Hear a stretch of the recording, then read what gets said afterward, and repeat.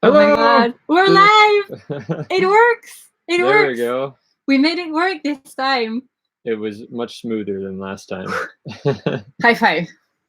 Yeah. Last time it took us 15 minutes and I think 3 different failed live stream before we got we it. made it work. So, do you guys hear us? Can you see us and hear us correctly? Let's see. There is this little chat to the right of the video. So let us know if you hear us or see us correctly. Yes. Yes. Okay. Yes. Thanks Thanks, you, Ronald. Cool. So, hey guys, we're back. It's so much fun to be here again. And yeah. Yeah, it's good. Mm-hmm. It's really nice to be back on the boat after about 3 months away. So we took 3 months to hop off Polar Seal and do a little land life, working in a little different environment and having a little bit more space. So that's where we have been, still making some videos, still posting to you guys, but that's what's been up. Yeah. Mm-hmm.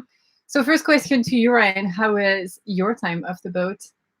My time off the boat was relaxing and nice. We went to my parents' place in Des Moines, Iowa, where I'm from. They have a nice big house. So Sophie and I,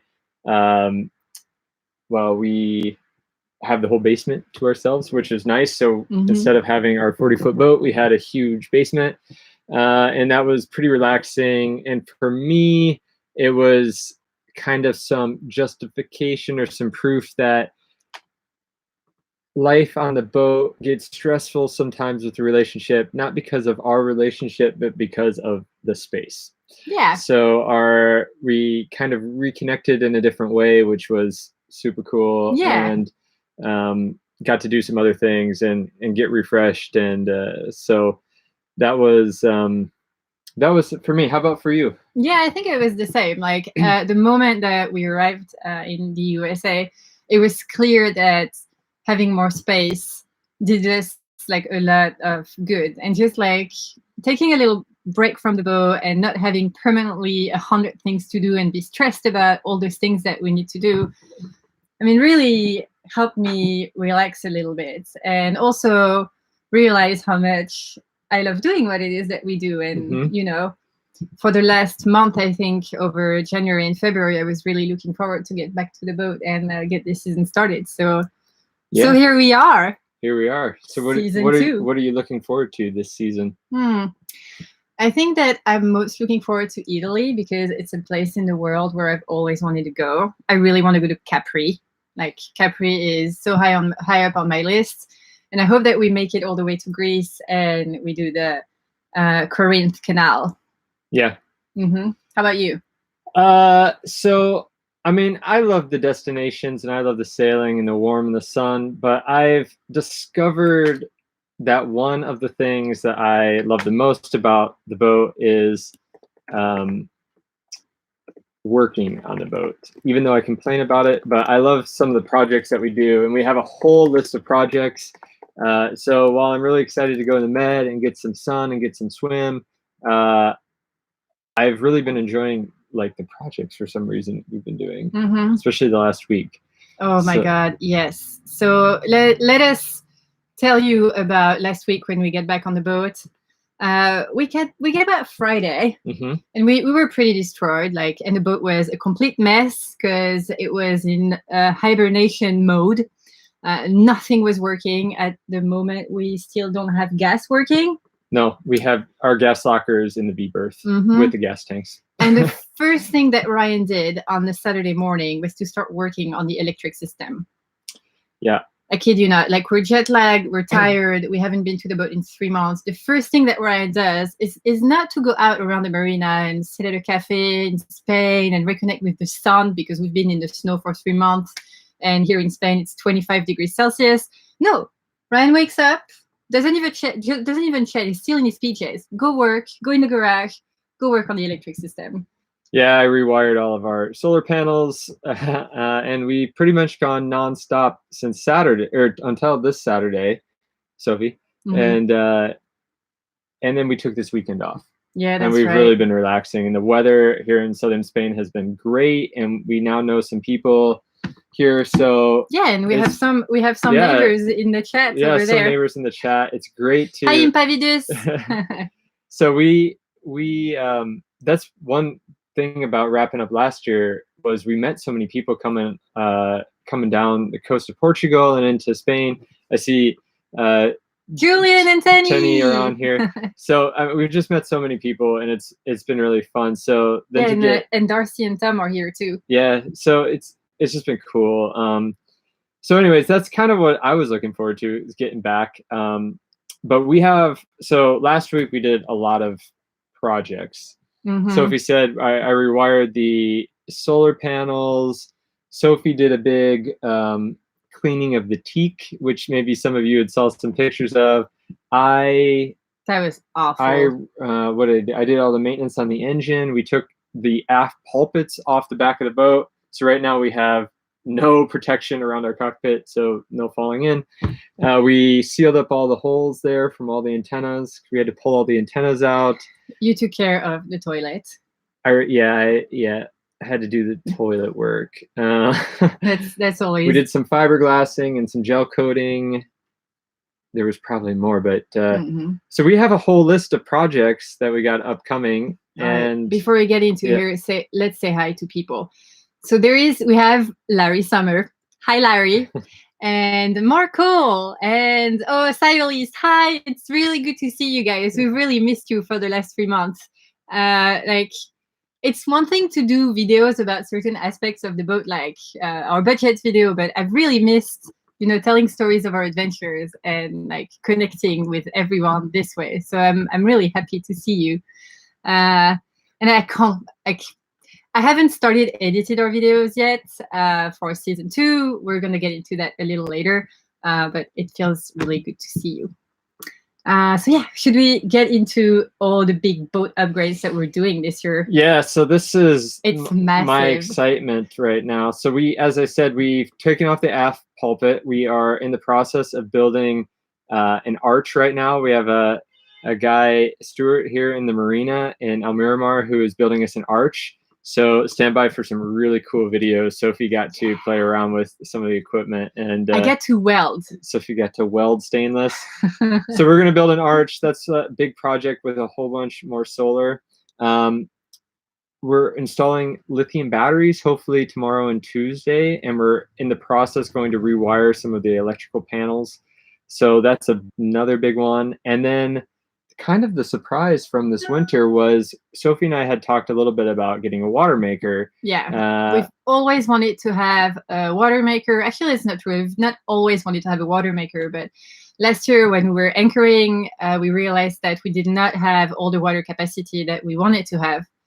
And by that, I mean, I realized that I did not have the water capacity that I wanted to have. Yeah, exactly. Because I like to shower. So we really wanted to have a Watermaker to have more independency this season. And so what we found was a really awesome guy named Mike, who has a company, Seawater Pro, in Florida. And he sells more of a DIY type of Watermaker kit. So doing a bunch of research, I realized Watermakers are actually pretty simple devices. You just need a high pressure pump and a membrane. So we are going to essentially, with that kit, build our own Watermaker. Yeah. So we're gonna IKEA our Watermaker. We're gonna IKEA our Watermaker. It's true. So to answer one of your questions, yes, we are going to be filming all the videos, or we're going to be making videos about a number of these big projects that we have going on. And so, absolutely. And if there is a certain aspect, so we're gonna give you all the list of upgrades that we're gonna do, because it's the biggest upgrade list that we've ever had. And if there are any like particular aspects of those upgrades and install that you would like us to show or research a little more about, just let us know. It's super interested to get your feedback and your ideas. A lot of times we've made videos because you guys sent us email, and I think it's a really fun way to do things. I just want to let people know, I see a bunch of questions coming up. They're all really good questions, and we're going to get to them.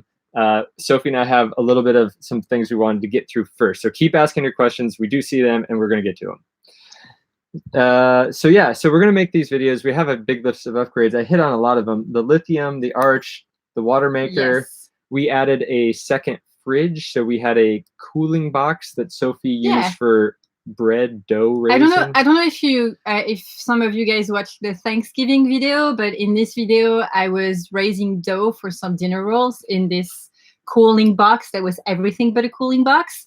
And this is it's a fridge, and it's absolutely life-changing. So there was a really cool upgrade. Really life-changing. Yeah. Other life-changing upgrades this year, we're getting another shower. I love talking about my showers, but we're installing a deck shower. And for a long time, we've been struggling to find the parts. Finally, we found the part, a Plastimo part, and we're installing that on the deck this year. Yep. And I'm really excited for that because it's super practical to have at anchorage or even on passages. We don't have that today, no. It's a small thing, but like small things can make a big difference. Yeah. We also got an upgraded radar. That's right. So our radar clunked out on us. Yes. And we had one of our very nice viewers who was changing his radar and had a digital radar that would work for us on our system that we had. So we just got that installed. We got it up there, and she works. So that's good. Yes, and we really have, his name is Anders. We really have to thank Anders for that, because without the radar that he sent us, we would have had to essentially switch all of our electronic system on board, and that would have been an enormous chart plotters, at expense. Least. Yeah, because like we couldn't find a radar that was compatible with our 2007 Remarine system, and so we were looking at like changing the entire system. And thanks to that radar, we did not have to do that, and instead we could install the arch. So the video about the arch that we're doing is really thanks to Anders, who gifted us with his old radar. Yeah, that's pretty really awesome. So if you're watching, Anders, thank you. Yeah. So radar, we're putting in some new cockpit cushions. This is one of Sophie's upgrade. We found a nice lady here in Miramar who could do it. Yes, and maybe, it's not an upgrade that sounds like a big upgrade, but when you're on longer passages and you spend hour at a time sitting in your cockpit and the cushions are too thin, and when you go up, your butt hurts, it's not nice. So I'm really looking forward to those new cushions. Yeah. Take care of your two feet. So what else we got? Then we're going to just put in some fans since we're a little bit farther south. Mm-hmm. And one of the issues I found when we were at home, or when we were at my house for such a long period, was I started to just start thinking about the boat. And, we could do this project and we could do that project. And this is Brian. Someone asked where was the plant. Oh. Brian grew some hair during the winter. So I kind of went a little bit overboard with projects. So I started ordering things while we were home because it's like, that's just going to take a day. That's just going to take half a day. Now we're kind of like waist deep into projects. So this is an issue when you get off the boat. So I ordered a chain counter and a remote for the deck for our Windlass. Yeah, so that one, it's very... We don't really need it. I just got... It's very interesting because so I knew that Ryan was going to place a big order at SVB, which is a German retailer, and they have good prices and they ship pretty much everywhere in Europe. And we knew that those packages were coming. And so the packages come and Ryan starts like, big smile and stars in the eyes like, look, there's so many things. And he's like, and by the way, I bought a remote for the Windlass. And I was like, okay. Like, sure. And I didn't really ask you, but why did you buy a remote from the... I just really shouldn't have. We don't really have the money for it. But I just did it anyways. No, but like, I'm just curious, like, what was your thought process? Hey, we're in the med. We got to do med mooring. It might make life easier. Okay. That's my... And last year I got a little annoyed because we just like approximate the amount of chain that's out. This will make life easier. But I serviced the windlass yesterday, and I noticed that our previous owner actually had the windlass all wired up for a chain counter. It just wasn't connected. So I don't have to do anything to the windlass itself. I just need to connect the cable and the control pad. Oh, you're still gonna have to I know. I gotta wire run the it. wires. So It's gonna be another nice little project on your part. But I was just wondering, because I'm like, you know, a remote for the autopilot is actually something that we would have used also a lot. For the autopilot. Mm-hmm. Yeah. Yeah. Well, maybe next year. So maybe you guys don't know it, but the way that our cockpit is built, when we're on passage, we use the autopilot a lot, obviously. Like, I don't want to be hand steering at 3 a.m. in the morning. We have an autopilot for that. If one day the autopilot breaks, I will be hand steering at 3 a.m. in the morning, but if I can avoid it, I will. But to control the autopilot, we have to go behind the helm, and the helm is like really exposed back there because of our two wheels and the way that our cockpit is built. So yeah, that would have been nice. I thought about that after. It's like, why? Yeah. Anyways. Well, we'll see. So those are some of the upgrades we've got going for 2019. So we're going to do those over the next weeks, and then hopefully head out. Yeah. And where are we heading to, honey? So one of our first stops, we have to go to Cartagena in Spain because we have some friends there. And after that, we don't really know. We know that we're going to go to the Balearics. I'm really looking forward to Formentera, to Mallorca, to Menorca. Mm-hmm. We're going to cross over. We're going to go to Sardinia. Then we're going to go over to Corsica. And my plan is to go around Corsica, over to the west coast of Italy and Capri, and then sail down the west coast of Italy to the Amalfi Coast and Cinque Terre. Cheap destinations. I just want to get to Greece and check out the Greek islands, and we haven't even talked about that yet. So anyways, the point is that this 2019 season, we're going to be in the Med, and we don't really know where we're going. And well, we kind of do, we kind of don't, but Sophie's going to talk about something next, but we're going to be looking for some of our viewers' help for some of the decisions that we make next year. Yes. So maybe we can go into that. Yeah. So this is when we start talking about our plans for YouTube in 2019. So we started less than a year ago. I started last year in April.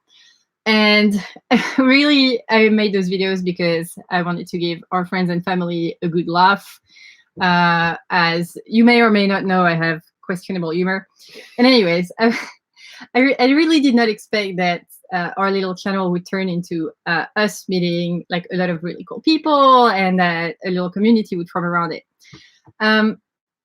Few of you have asked us, where is our Patreon account? And there is no Patreon account. But this year, this is changing. This year, I decided that I was going to focus 100% on doing those videos, and I'm a little nervous when I talk about it. And so I will be starting a Patreon account.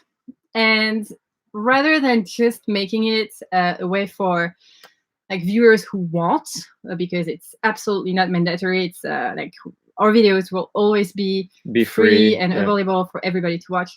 But rather than making it a way for like viewers to support us, I want to make it a way like for you guys to not only like follow the journey, but also participate in it. And so one of the things that I thought, like, you guys tell me if you think it's a good idea or not. But one of the things I thought was that maybe every other week or every month or so, we could poll where we should go and let you guys participate in the choice of the destinations. Journey. Yeah. So I'm a little nervous about it. Let me know what you guys think, or like let us know if like you guys would be interested, and if you would be interested, what kind of things you would want to find on Patreon. I think that Sophie this last year has done the videos that you guys get to watch, but she also does a lot of freelance work for other people, and it just takes tons and tons of time. And I know from looking at it from the outside, you're super passionate about doing these videos, and you've gotten really into it, and you have all these good ideas.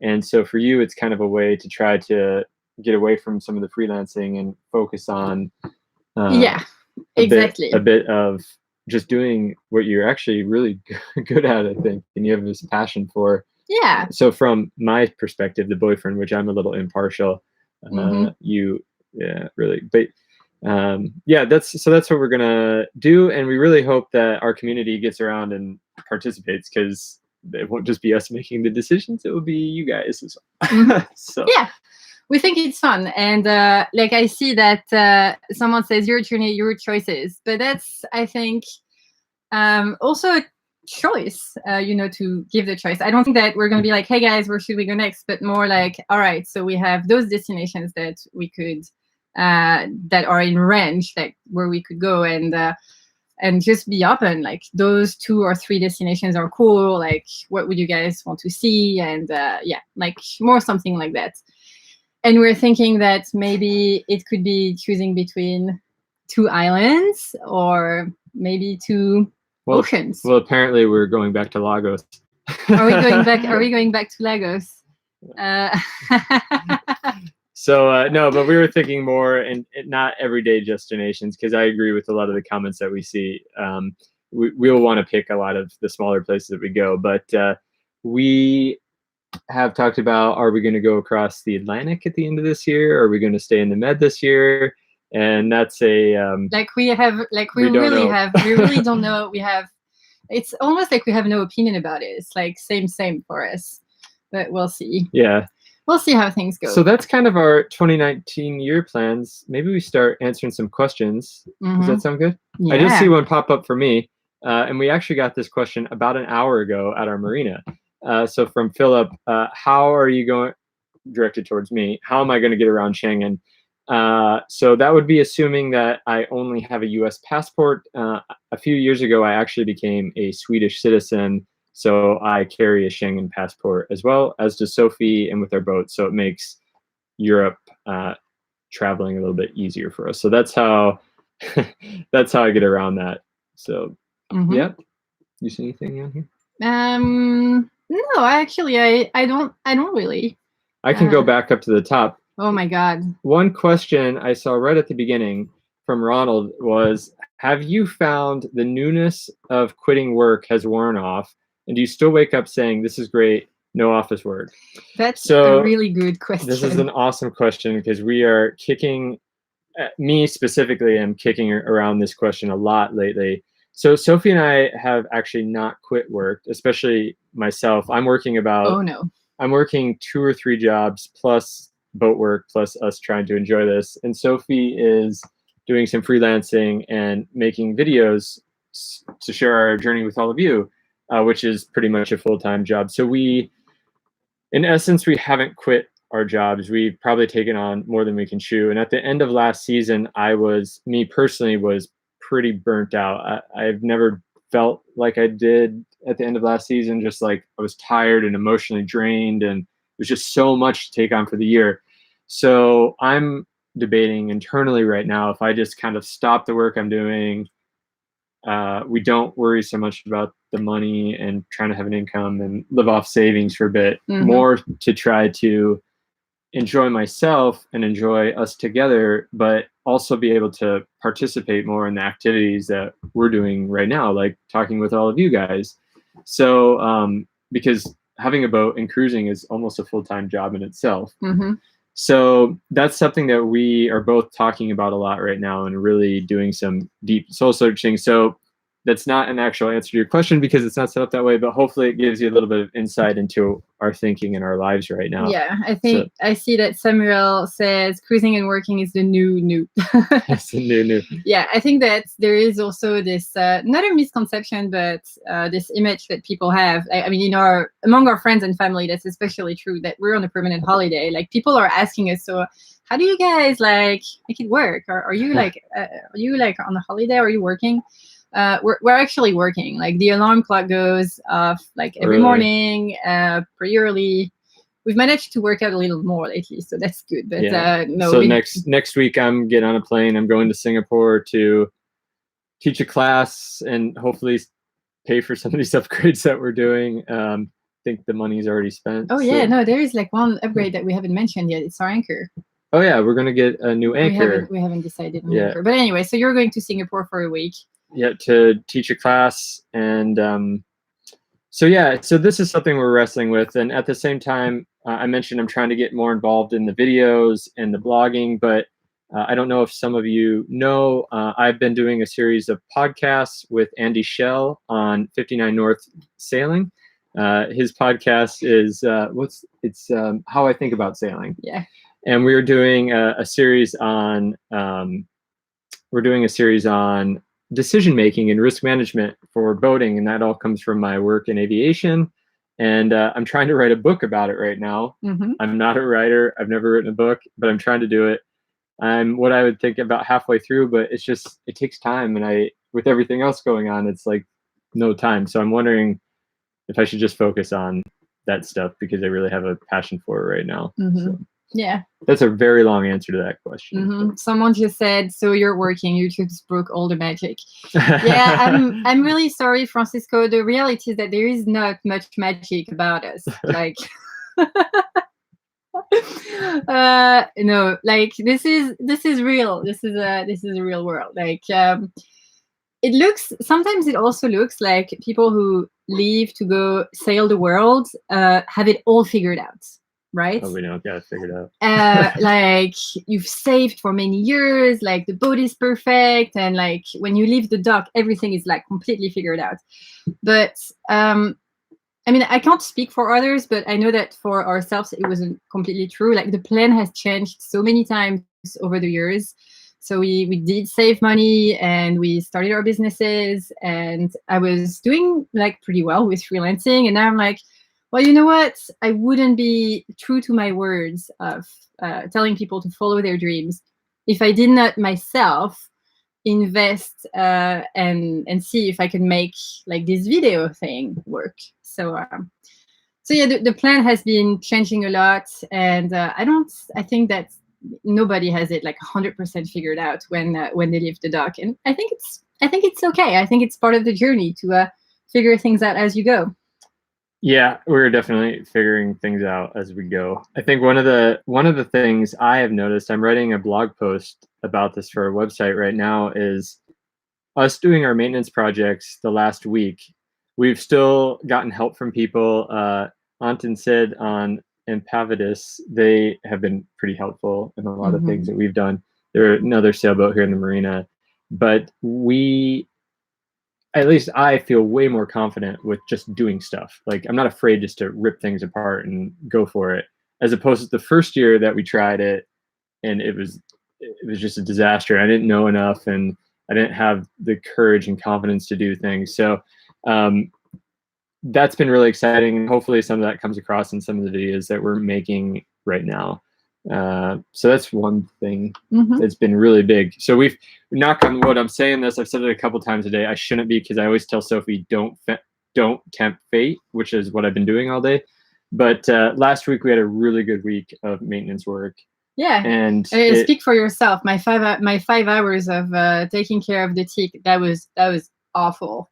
That was like, I felt so broken yesterday. I was just like, yeah. Sorry. Oh wow. Someone is saying YouTube perfect is real world chaos. Yeah, we're more of the YouTube chaos, part of the spectrum.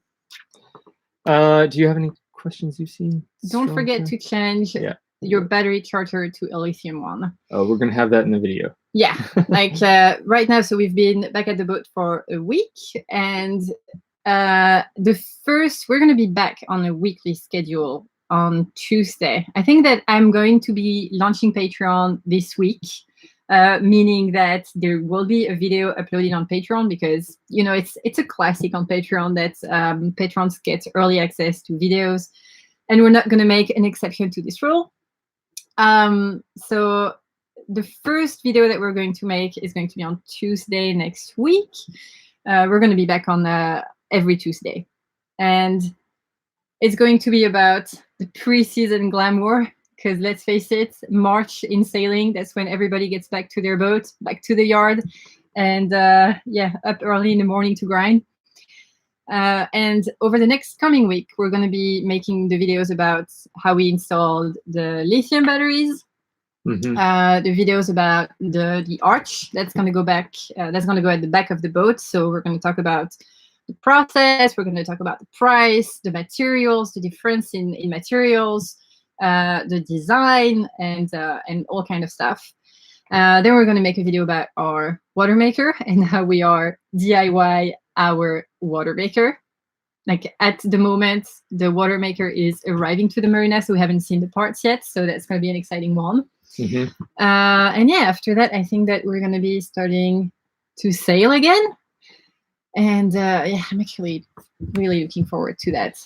Yeah, I'd like to get out and start sailing again also. Yeah, boat work is fun, but it gets old pretty quickly, I have to say. I kind of like it, but no, the weather here has been just fantastic, and you go and look at the water, and it's just great. Someone is saying, Ryan, you seem way more comfortable on camera than previously. Any comment to that? So, yeah, I could probably write a book on my emotions from last season, and it would probably hit home with a lot of people watching. But I think Sophie and I had talked a lot during our little it wasn't a break, our boat break, we call it, because we weren't not working. Because we were not on vacation. We were working full time, just from a different location. We talked a lot about the videos and the videoing and reading comments from you guys. And so this year I'm much more relaxed on the boat. I'm a lot less stressed about things, and we have a year of coastal sailing, I would say, with some big passages under our belt. So I am more comfortable. I'm getting more confident. Sophie and I are figuring out more and more how to work with each other. But again, it comes down to what I was saying earlier about work and making sure that you have time for yourself, because that's what was lacking last year for me. It's just, I didn't have time for myself, which meant when the camera was in the face, I felt like that was an invasion of your privacy. Me. So we're working on that. But no, you guys have been really supportive, and I know people have really enjoyed some of the more technical things I've been doing. So we're going to try to do more and more of that, and do a bit more writing with it. And yeah, so hopefully some good things to come there. And you can see, I think one of the things is maybe see some of the mistakes I make too along the way, because there are plenty of them. Those are always fun. Yeah. Someone is asking us if we're planning on taking crew in the coming seasons. That's a good question. So we took crew last year. We took one person, Rob, that you had sailed with previously, to cross Biscay. And beyond that, we have not talked much about taking on other crew. We've talked about taking friends and some family that come to visit. But it's not really like, it's not crew so much. So that's not crew. Yeah. That's like passengers and, family and friends having fun, having cocktails in the cockpit while we do everything. Crew is different. Crew is more like when you need an extra hand to take on night watches because you want to sleep a little more. It's very nice, but like taking on crew comes with like different challenges too. And I mean, maybe some of you have seen the video that I did about our last passage of the season back in November. And in that particular passage, taking on crew was not my most comfortable experience. And it's not that, it's completely, it's not going to prevent us from taking on crew again. Absolutely not. But I mean, it really highlighted the challenges of having crew on board and taking on crew on board. So I don't know if this year we're going to be taking on crew. It just depends, I think, what we try to do. If we're in Greece and we decide to cross the Atlantic and try to make it in a one or two bigger passages back to this side of the Med, we would probably take on some crew to help get us there. So it just depends, I think. But yeah, I think that we should make a little shout out to Davey P, who apparently is convinced. Convinced me of the way ahead. So today I'm starting my competent crew sailing course and my day skipper next week. Woohoo! Yes! Congratulations! Yeah. That's funny. I'm going to tell you a little story. It's a little personal, but yesterday I was on the phone with my dad, and I don't talk to my dad very often. Like the last time that we talked, I think that was when we were back in. No, that's not true.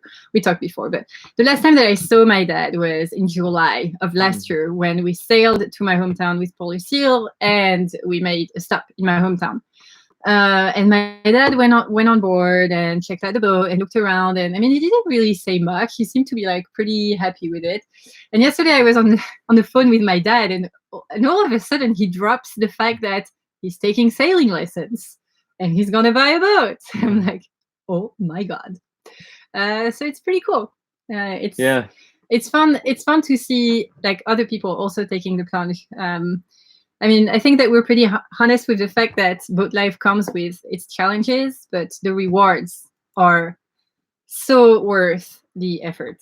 So congratulations, Davey, and let us know how it goes for you. Okay, I saw another question. Okay, so regarding the anchor, many of you have participated in our anchor survey. Yes, we appreciate it. None of you voted the way I wanted you to vote. However, I'm more of a spade person, but no, we haven't made a final decision, but I believe the people have spoken, and so that's being taken very highly into consideration right now. So probably in the next week, we'll make a decision on the anchor. Mm-hmm. I did see a few questions related to some of the upgrades we're doing. I won't get too into them because we're going to have them in the videos, but just to quickly answer the questions, the batteries that we're using for our lithium upgrade, we can get them in Europe. I have a way to import them into Europe. They are not your standard Group 27 size, so the standard battery that you'd find on a boat or in a car. They're a little bit taller. And because of that, I've had to re-engineer a few boxes and spaces inside the boat, but they work nonetheless. And let's see, what else did I see? Oh, and our Watermaker that we are planning to install will be running off our 12-volt system. And in our Watermaker video, I'm going to explain why and how we're doing that. So, Frank asks, when will you go live with Patreon? Somewhere this week.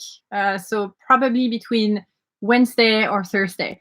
But I promise you that you guys will be the first one to know. Like when we will be on Patreon, we'll make a video about it, and that's it. Like I don't want to be talking about Patreon like every time that we come up with a new video or anything.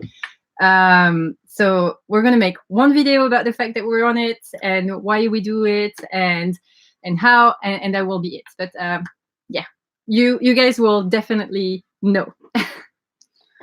Let's see. I saw a question about the ARC. Somebody asked, would you do the ARC in 2020 next year? So for us, Sophie and I have talked a lot about doing the ARC, or an organized passage club, if you will. If we decided to cross the Atlantic, we would more than likely not do it with the ARC, and would probably either just go by ourselves or buddy up with some other boats going across. We have our reasoning for it more is, I think, around cost. We are pretty confident in an Atlantic passage between the two of us, although I say that before starting this season, so maybe I won't say that next year. Says the guy who just ordered the 200 euros to, like, what was it? Windlass Remote? Yeah, so anyways, I don't know what that has to do with this. But, well, you said that we were a little cost conscious. Oh, no, but the ARC is quite expensive. Yeah, it is pretty expensive. And we are not so much of the big partiers, so we're not looking for the big ARC party before and after. So for us, we just don't really know how to justify the cost of the ARC. So if we cross, we probably won't do it with the ARC. I mean, we've pretty much decided that we're not going to do the ARC. It wouldn't, like, no. I think that there are other things too. The ARC is very strict with the requirements that they have for your boat. We know that our boat doesn't meet all the requirements of the ARC, and I mean it's fine. It doesn't mean that our boat is not seaworthy or that it's not good enough to cross the Atlantic.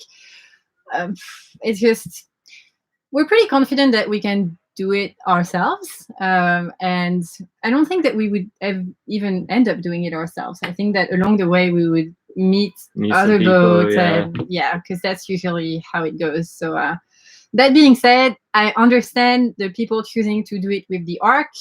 It's an added element of like confidence, and also like you get to meet a lot of people, and there are big parties and everything.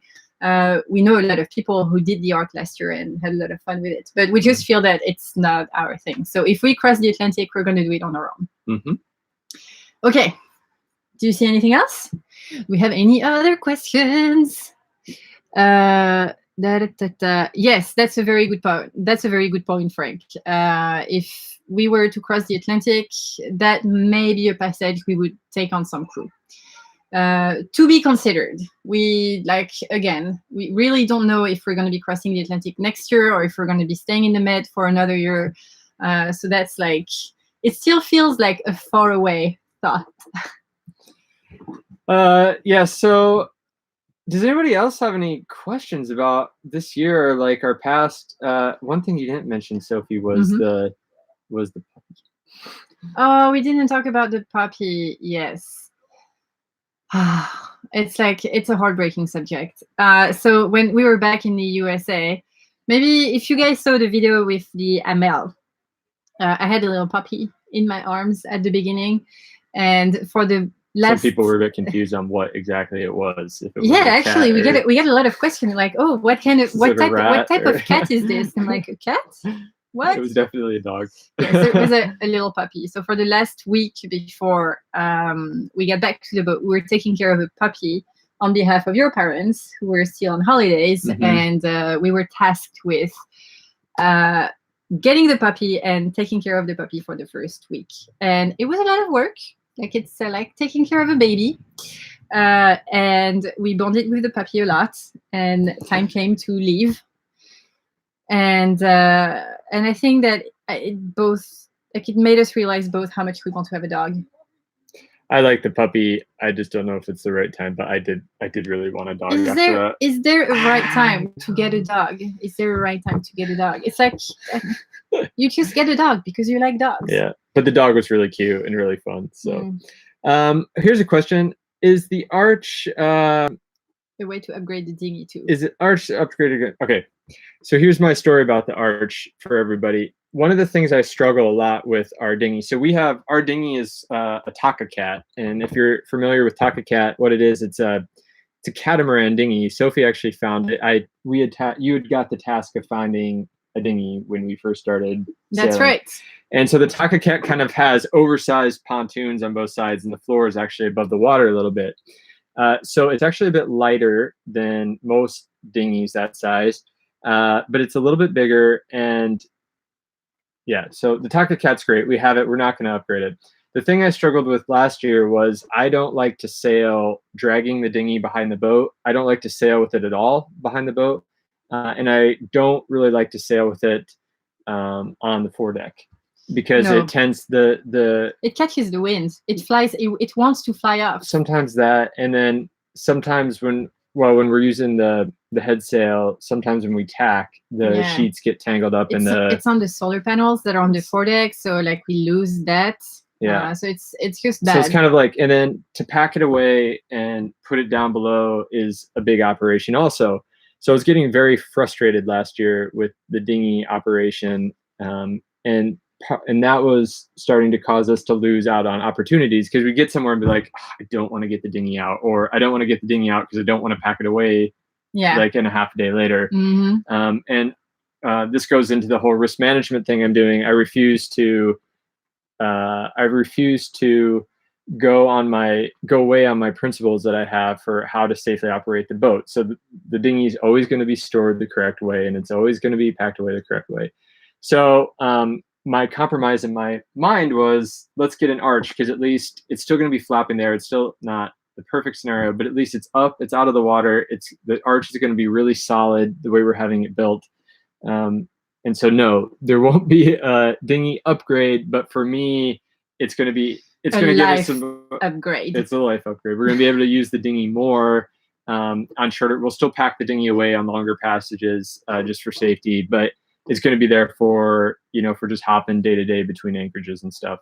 So yeah, and then we'll keep our dinghy, because there was a period of time last year I was going to sell the Taka Cat and get a smaller dinghy because I was so sick of deflating it. Inflating and deflating the dinghy. So yeah, there is one thing that we haven't really talked about when it comes to the arch, and it's the solar panels and how big how big they are. So on the arch, we wanted to put solar panels also, because our deck panels, maybe I'll do a video on the deck panels and everything later. They're not producing quite as much power as I hope they would, even in being realistic about the solar panels. So Sophie told me, these were her words, to go big. Or go home. She said, go big. And I said, these solar panels are going to look huge on this boat. And she said, go big. I guess I just didn't realize how big solar panels can actually be. So I went big, and then they arrived at the chandlery, and I looked at them. I was like, oh, those are really big. And even the arch builder was like, well, they're going to look big. So we're putting 2 300-watt panels on the back. And I'm a bit nervous that they're going to be too big, but I think we're mentally prepared that if they're too big, we take them off, we sell them secondhand, and we buy smaller panels. We will see. Yeah, we will see. The arch is being built at the moment, and it's gonna get up on the boat next week. So I guess that will be the moment of truth. Yeah. Yeah. Are you pointing to the question that asked if the plant survived? Oh, yes, it did, and it grew some hair too. I don't know if you can tell the difference, but when we get back to the boat, it was quite bigger. This is actually a very interesting question. You guys are planning a lot of upgrades to your boat. What is your arrangement with boat ownership? That's a good question. Yeah, I think we can be really open about this. Yeah. So the way we purchased Polar Seal was I bought an apartment in Stockholm. Sophie has bought an apartment too at the same time. Well, a few years later, actually. But I bought an apartment in Stockholm. I didn't owe very much money on it, and just happened to time the housing market really well, just by luck, in Stockholm. So the value of the apartment went up considerably in just a 5-year period. At the same time that borrowing money was extremely cheap. Yeah, exactly. So money was really cheap. And during that time, Sophie and I were trying to figure out how we were going to live together and live together and make it financially work. And how do we buy a boat that's quite expensive? Even though it's a used boat, it's still a very big cost. Yeah. And so what we ended up doing was Sophie sold her apartment. She moved in with me. We have an arrangement for that financially. But with the boat, I took a loan on my apartment and took an equity loan out of it, and that's how we paid for the boat. So Sophie and I are both on the paperwork for the boat, but we have an agreement that I am the actual owner of the boat, and I pay for. Sophie, you put in some money, but I probably pay for 80% to 90% of the upgrades on the boat, and then when we go to sell the boat. Yeah, like it's Ryan's, it's Ryan's money.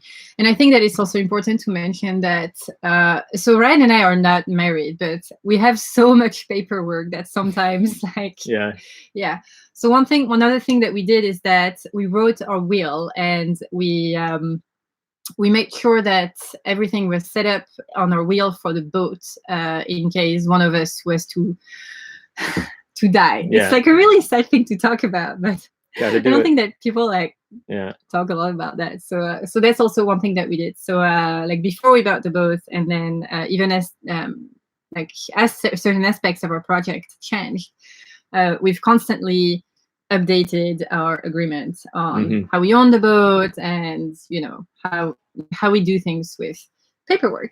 Yeah. So we've rented our apartment, and that helps a little bit with some of our just food expenses. I don't charge Sophie to be on the boat. We're in this together. But what we kind of did was, our arrangement last year was Sophie really wanted to focus on her freelancing and the videos and editing and different things. So Sophie's been doing that, and it's one of the reasons I've been working the different jobs, was to allow us to keep doing the things that we love while you get to do those things, and hopefully someday then when you're really successful, I get to try a project. No, that's right. But I think it's something that we've discussed and we agree on, and it's never really been a problem. No, we've always, that was one thing we did really smartly before we started the project was we sat down and talked about everything and made sure we were in agreement, and we had it all figured paper. out. Yeah. Someone is reminding me that I should also take care of the vine behind me. So I'm not ashamed to say that this is a fake plant. I think it adds a nice touch of green without being too high maintenance, like anything else on this boat. Okay, we've had a lot of people asking us just to get married. It's a lot of people. Yeah, but that's the one thing that's really great about having like all of our paperwork sorted. It's like when we decide to get married, we're going to get married because we love each other and we want to spend like all of our life together. We do love each other. Yeah, it's true. I love you. And we won't have to get married just because of some paperwork issues. So yeah. But not yet. So one question is, do you two plan? This is a good question. Do you two plan to sail to the usual cruiser destinations? Like the Black Sea. The Black Sea. I would like to. I'm on the like kind of adventurous side. I would actually really like to sail to Istanbul and maybe like go a little across, but I don't think that you're too into that kind of stuff. No, I mean I kind of come from an explorer background. I was doing a lot of that before we started this project. Mm-hmm. So I'm okay with it, but the thing that I look at more than you do, I think, is the logistics of some of the places that we go. Yeah. Sophie likes to, as you can probably tell, sometimes just jump into it.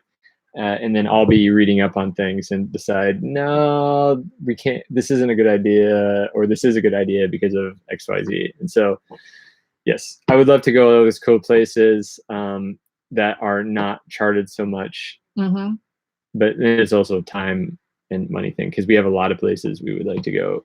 Yeah. And I was really jealous of our friends in the Caribbean this winter, seeing them all arrive. Oh yeah, and seeing the pictures. Because when we were entering the snowstorm, like from the really nice basement of your parents, I have to say, like it's not like we were dying of cold or anything, but while we were in the snow, like we were seeing all the photos on Instagram of all our friends who had crossed the Atlantic and were in the Caribbean drinking cocktails out of coconuts and pineapples, and we're like, yeah. But the Med is going to be so nice. It's going to be really cool. But but Sail is like, when you say like Black Sea, is there like any, like, let us know. Let us know if you've got some recommendations. Yeah, because we will take them. Yeah, like that's one thing. We have this kind of planned route, but one thing that we realized last year is that there is no way that you can make like a solid 6 months plan for cruising.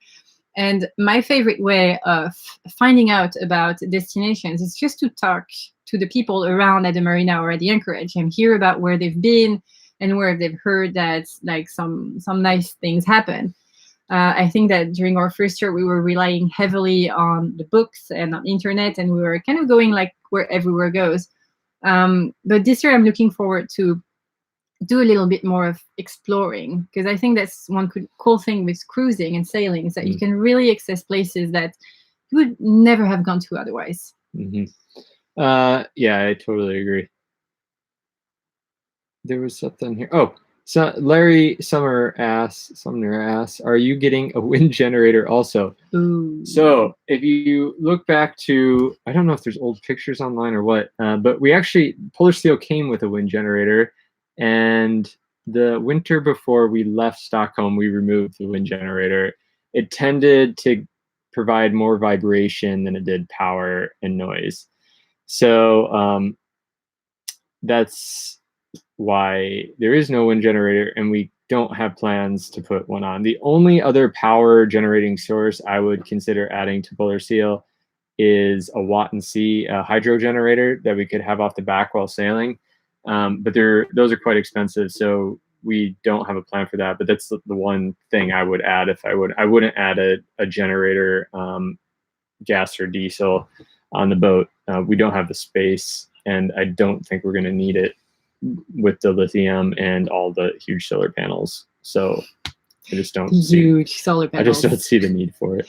Hold on, there was just one more question kind of related to that up here. Mm-hmm. Where was it? Oh, so we had a very nice compliment. Ryan rocked the battery video. Are you going to do more like this? Yes, I do intend to do more like this. So. Yes, let's be honest here. It's like we're all about honesty. It's been a little hard to put Ryan in front of the camera. Like, I know that you're such a knowledgeable person and you have like so much to give, but getting Ryan in front of the camera was not the easiest of endeavors. But I think that the result was pretty awesome, and I think that even you enjoy it.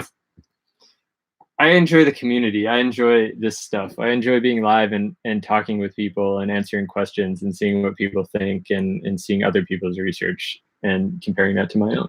So bottom line, yes, like I think that you want to do more of those technical videos. I think that the next one will be about Watermakers and how they work, where you're gonna like display all the research that you've done into Watermakers, and we're gonna show the parts of our Watermaker and how it works and why there are like differences between different type of Watermakers. So that's gonna be one. And yeah, I think that we should continue doing those. I mean, those are fun. Yeah, we'll do more. Someone, Jörgen Åkesson, that's a Swede, I would assume. Do you pay a harbor fee when you are away like this last month? So it depends on the marina where you are. Almerimar is a typical wintering marina, and it's the cheapest ever. I think that for our 40-foot boat, we pay 250 euros per month, which is insanely cheap. Like, when was the last time that your rent was 250 euros, right? Per month. Per month. Yeah. We did not have to pay any extra fee, and all of the electricity and water was included. Although, as you may imagine, we haven't used a lot of electricity for the last 3 months. No. But yeah, no, in this marina, we did not have to pay anything extra. And Frank, the Med Sailing Facebook group, of course, we are in it. So closely monitoring everything that goes on in there. Susie Q asks, is sailing the Mediterranean worth it for a long period? We will let you know about that, because we don't know yet. we do not know yet. We've heard that it is. We've heard that in the Mediterranean there are so many different parts, which, I mean, I totally get. Like, this year we're like, okay, we want to go to the Balearics, we want to go to Corsica, we want to go to Sardinia, we want to go to the west coast of Italy, I want to go to Montenegro. I would love to go to Croatia, but we've ruled out Croatia because it's really expensive to get there. We want to go to Greece, and I want to go to Turkey. But then there is more than that. There is Israel. That's pretty cool. Someone was talking about Lebanon, although Lebanon, I'm like, yeah, it could be cool, but I don't know. There is Tunisia, Sicilia, Morocco. I mean, there are all these awesome places that you could go to. I think that you could spend years in the Med. Yeah. I don't know. It just depends what we want to do too. So, Ronald just asked, boats seem to be cheaper for the same model in Europe than the US. Is there a hidden cost I don't see? So I keep pretty close tabs on boat costs most of the time around the world. I think one of the reasons you may see that as a problem right now is because the dollar is very strong. And it depends what currency you get paid in and what currency you're buying in. So that's an issue. And a lot of boats, like production boats like ours, are made in Europe. So there is a big fee, although Beneteau does have a factory in the US, but there is a fee if you have a bunch of boats being built in Europe and then having them shipped over to the United States. There's a big cost to that. So that's what I would imagine. Lee, no, our boat is not ex-charter. We get this question a lot, actually. Yeah. This is not an old charter boat. That was actually one of our requirements when we purchased Polar Seal, that it would not be an old charter boat. It was not allowed to be an old charter boat. So because I mean, at the time that we bought the boat, we had very little experience of boats. The first season that we had Polar Seal, we were docked at a marina that had a charter operation. So all of our neighbors were chartered boats, and we've seen stuff, guys. We're like, nope. After watching that, we're not buying a chartered boat. Part of the issue with the charter boats too is in Europe, many of the charter boats don't have their VAT, value added tax, paid on them. So not only did we have to pay for the boat, then we'd have to pay so it looked like a good deal when you first clicked on the link and, oh, look, this is an inexpensive boat. But then we would have to pay the VAT on top of it. So that's anywhere from 19 to 25%. For us in Sweden, it would have been 25% on top of the purchase price. So it ended up being about the same for a boat that we really didn't know what had happened to. So this boat only had one owner. It was originally purchased, and we knew it had been fairly well taken care of. Yeah. So that's the story there. Mm-hmm. Also, it's a little bit unrelated, but not completely unrelated. But this year, our insurance costs kind of doubled. And that is because in the Med, there are a lot of charter boats. And so in the Med, apparently, you are a lot more likely to have an accident. Yeah, just putting it out there. It wasn't doubled. It was at about 20% more. But mm-hmm. yeah. Yeah, someone asked, why is it expensive to go to Croatia? Well, when you enter to Croatia, in order for you to sail in Croatia for 1 month, you have to pay 300 euros. About 300 euros. But like, yeah.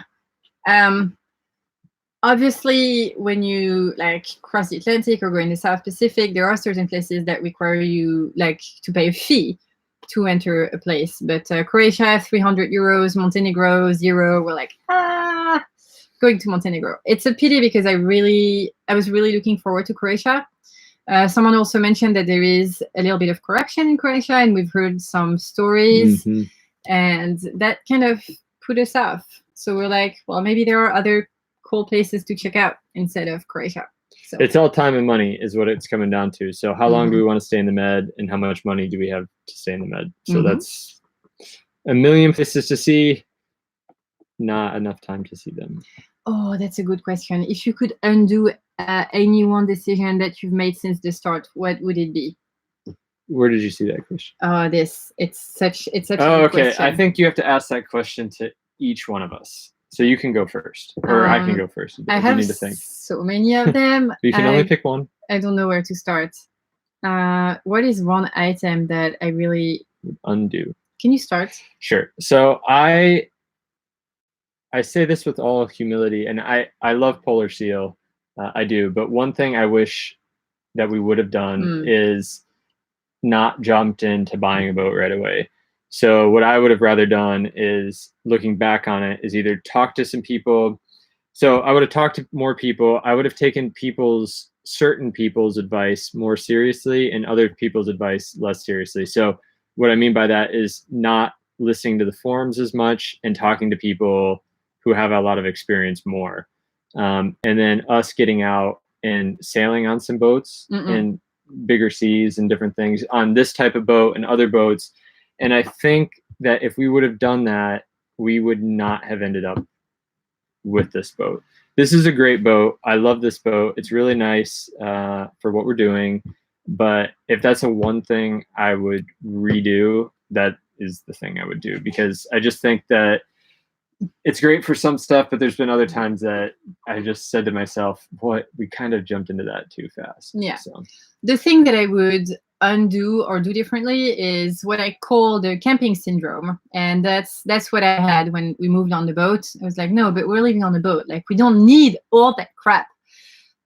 So we had everything in the galley was plastic. I didn't have a lot of equipment. And what I found is that, no, like, the boat is my house. I want my kitchen to have what I need to cook. And I don't want to be eating in the like plastic plates every day, drinking plastic glasses. It's just not nice. So if we were to do it differently, I would think more, like even more of the boat as a house instead of just like, it's the boat. That's what I would do. So I saw two. Oh, I saw a really good one. Yeah, like we've covered this one. Amber and Nena, is your boat center cockpit? So are there cabin fore and aft? And if so, what are they? So we've actually made a tour of our boat in another video. It's like one of our most popular. So if you go to the channel, that's like, you're going to find it very easily. But I want to tell you that in boating, there is absolutely no stupid question. Like, if there is one thing that we've learned is that if you think that a question is stupid, it's probably really not. Yeah. And like I think that the first year, one of the reasons that we had so many issues was because we didn't dare to ask those questions. So you should always ask questions. And if you don't dare to ask those questions that you think are stupid, send us an email. Because like we'll answer them. Yeah. Yeah. So 2 questions relationship to the what would I do differently is question is, would I go for, if I could go different, would I go for a cat or a monohull? And what boat would we go for? And then I just see Ronald made a note here, which is really funny. So we talked about catamarans for quite a while, and I think we've decided to go away from them. Yeah. One of the reasons is I don't like how much freeboard is on the side and how high up they are. So if something goes wrong with the sail and you're in big seas, you are like 10, 15 meters above the sea, the top of the ocean, and I don't like that. So we would stick with a monohull, I think. Yeah, there's that, and there is the cost of ownership and the double maintenance of 2 hulls. 2 hulls, and yeah. So we're like, no. And the 2 boats that we have it narrowed down to, if money wasn't an object, which it is unfortunately, is a Garcia 45 exploration. It's 45, yeah. Garcia Exploration 45, or a Halberassi 44, the new 44 that just came out. I was not a Halberassi fan until I saw this boat. We saw it at the Stockholm Boat Show, and then I've seen looking at it online, and both of those boats I think are really well thought out. Both the companies are really great companies. We got to tour the Garcia factory in Cherbourg. That was kind of an unexpected surprise. So both those boats would be what I'd go for. So the Garcia is actually an aft cockpit, but the design is pretty good and safe, and the Halberassi is a center cockpit. So, yeah. I've seen some people ask if, or say that we are in the same region as Ruby Rose, and we're actually in touch. They don't really know like which route they're going to take, but I can guarantee you that at some point we're going to bump into each other's, and if that's the case, well, we'll definitely document it. So yeah. Yeah. We had somebody ask if we would do some videos on, I think it was how we check in and out and pay for like cruising fees and this and that. And for sure, we can. That's a great idea. We can do a video on. We haven't really had to check in and out of any country yet because we've been in Schengen. So as soon as we start doing that, we'll definitely do some videos and blogging about that. So what do you think? Like 5 more minutes? Does anybody have other questions? We'll try not to go too late for everybody. But that's the $1 million question. How much has doing the video part of this venture intruded on your life in time and relationship? I would guess it was a full-time job. Yes, it is. But it's not really. Yes, it's a job in the sense that it requires a lot of work. I spend a lot of my time editing, but I love it. Like, that's what I love doing. Some people love to paint. Some people love photography. Some people love to write. Like, what I love doing is filming and telling stories. So it's, for you, it has intruded. But I mean, it has. Yeah, it has. But it. Let's be real. But time-wise, it does impact us, obviously, because so we don't sail every day. We're not going to day hop every day, partly because when Sophie's editing, it's really hard to edit on a moving boat. So we will typically sit at anchor for a number of days while you're focusing on an editing project, and maybe I'm working on other things. So the editing does impact our time schedule a little bit. And yes, it does show our lives a lot. But one thing that Sophie did at the beginning of the season was we did a few videos on us personally, and like talking about the hard sides of cruising. And that has been pretty inspiring, I think, to a lot of people. We got a lot of really good feedback from it. And for me... And we had a lot of people who did not understand and they did not relate. But that's okay. Yeah. But it's also opened up some avenues for me because, and this is a whole other topic, but it's more related to how the sailing community deals with hard things like being scared or being frustrated or not knowing what they're doing, and how you're able to talk about those things. So even though Sophie and I have differences of opinion sometimes with how things should be filmed and edited, it's true, we do. But it's also a cool platform that I've discovered that I want to explore more this year, is talking about some of those aspects to the sailing world, which is one of the reasons we're doing this decision making and risk management stuff, but also just showing people that it's okay to be scared and it's okay to make mistakes, and we're all doing it, and it's fine. So, and that's one thing that we've done in our videos, and a lot of people have appreciated it, and we're going to try to keep doing more of that. Yeah. You know, because it's real life. Anders is here. Hi, Anders. We were talking about you earlier. We meant to message you and send you a beautiful photo of the radar working perfectly. So thank you again. Ooh, is your sailboat cold weather style and would consider the Pacific, Panama Canal? Yeah. So that's a really good question. I think that our boat could go in cold weather. That's not the problem. It's not that the boat could not stand colder weather or harsher conditions. We could not onboard this boat because as we mentioned earlier, the cockpit is really exposed and it's just not very comfortable. That being said, we are in the Med for at least this season. We don't know yet if we're going to be staying in the Med or if we're going to be crossing the Atlantic next year.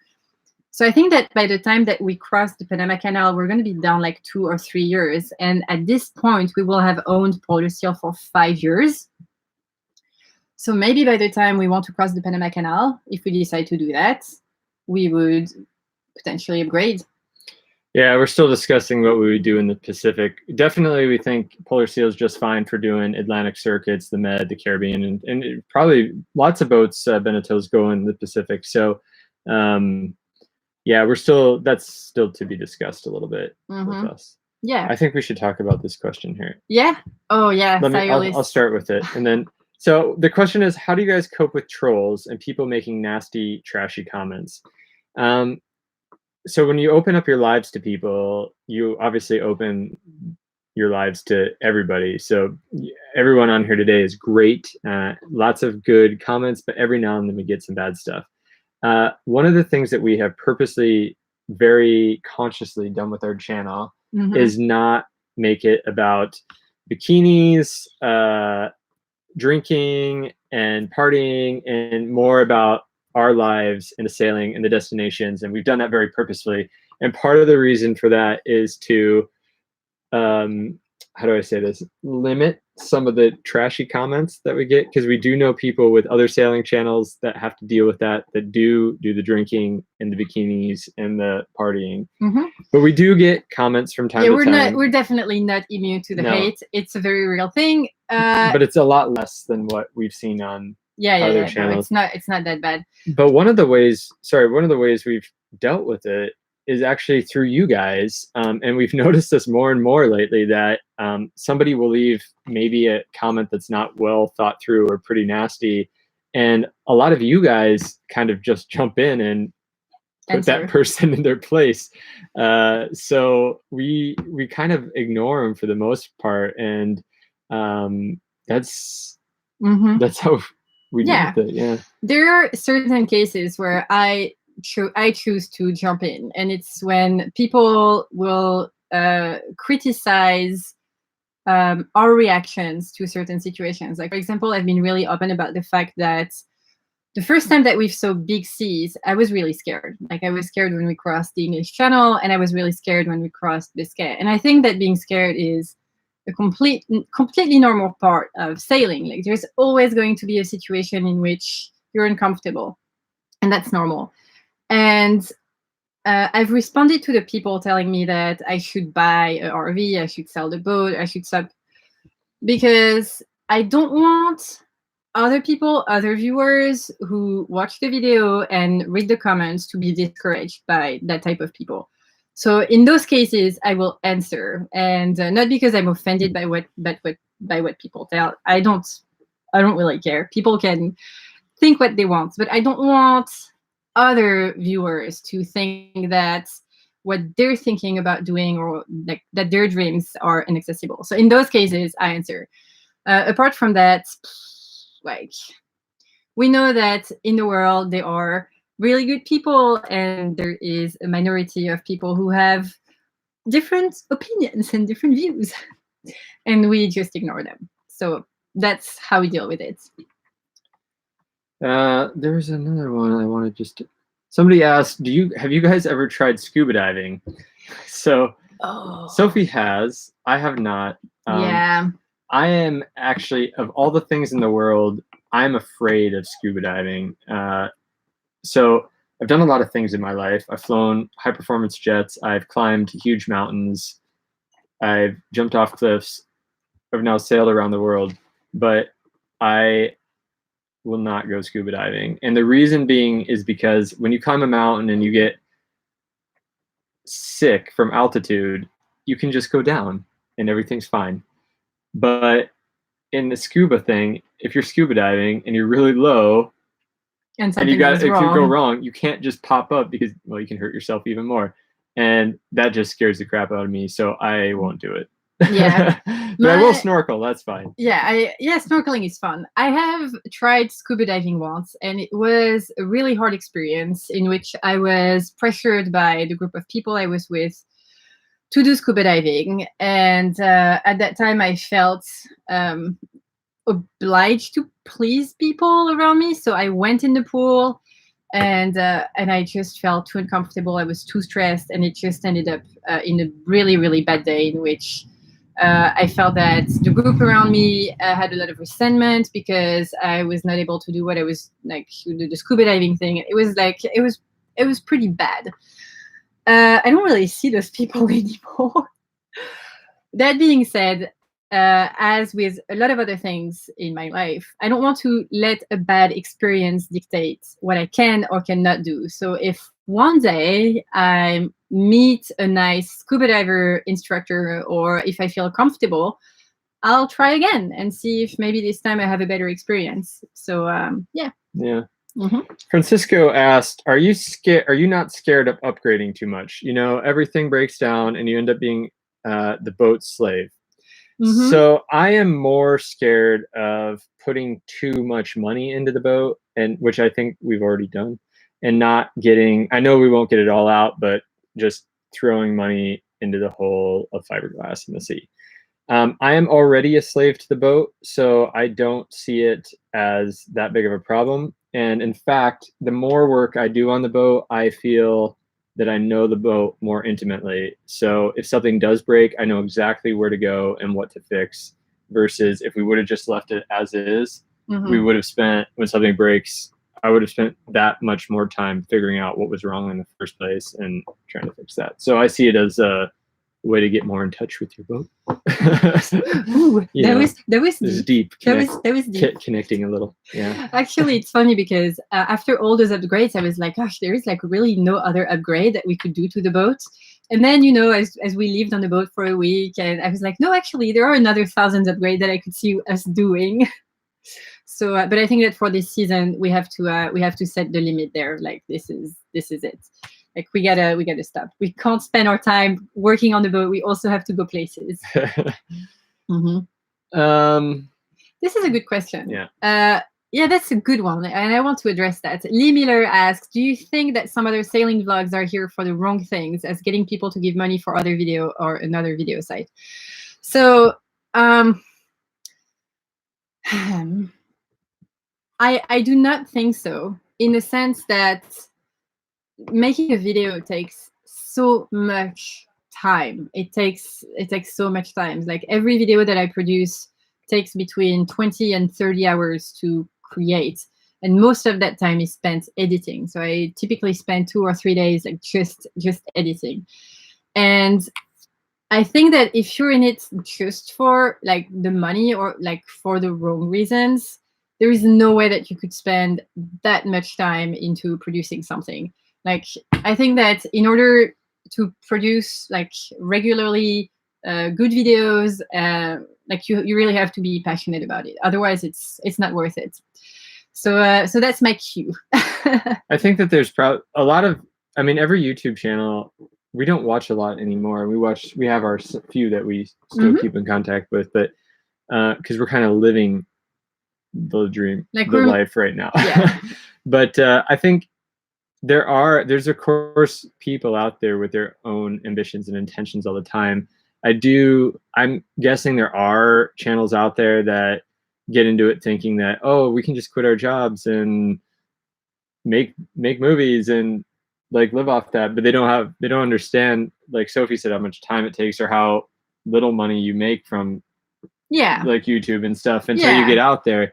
But then there's also people, there's a number in the marina here, they make videos and have a channel just because they think it's just fun to make the videos and show people what they're doing, and they have no intention of becoming YouTube stars. They don't even want that. They just want to show the world, and maybe only 100 or 200 people even know about their channel. And those are really down to earth, really fun people that we have. Some of the best people that we've met along the way. No, I agree. I think that, you know, a lot of people like start a YouTube channel with the goal of getting as many subscribers as possible. And I'm thinking to myself, like, I want to make as many friends as possible. Like, it's not realistic that, you know, what we do is going to, everybody is going to find what we do awesome. Like, that's just not realistic. But if I can make friends out of what we do, that's awesome. So that's been my philosophy lately. So hopefully that answers that. Here's one from Sam. What is your evening version of Netflix and chill?